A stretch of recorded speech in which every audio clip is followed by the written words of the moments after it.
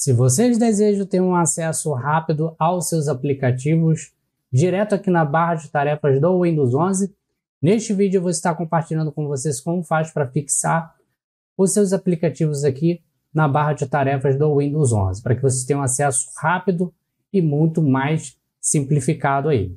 Gostou dessa dica? Deixa o joinha de vocês, se inscreva no nosso canal e vamos colocar na prática. Acesso ao menu iniciado ao Windows 11.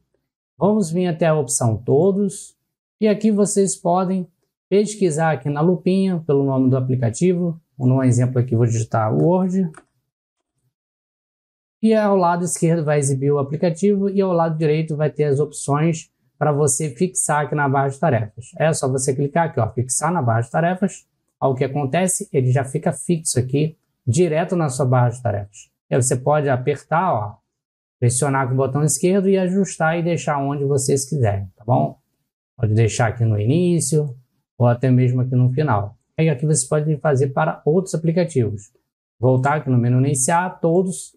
Aí vocês podem pesquisar aqui, ó, também por aqui. Ó, tem o Excel, botão direito do mouse, em cima do aplicativo, mais fixar na barra de tarefas. Ele vai fazer o mesmo. E aí vocês podem ir fazendo para vários outros aplicativos que vocês fazem uso no seu dia a dia. Isso aqui é muito útil, né? Para você que utiliza o aplicativo, ao invés de ter que clicar aqui no menu iniciar e ter que procurar aqui pelo aplicativo, você já pode fixar ele aqui na barra de tarefas. Você tem aqui o bloco de notas, calculadora, pode fixar também.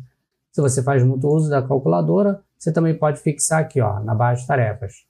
Fixar na barra de tarefas e entre muitos outros aplicativos.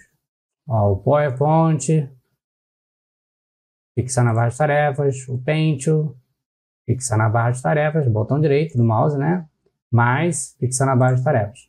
Simples assim. Gostou dessa dica? Deixa o joinha de vocês, se inscreva no nosso canal. Nos encontramos até o próximo vídeo e tchau, pessoal!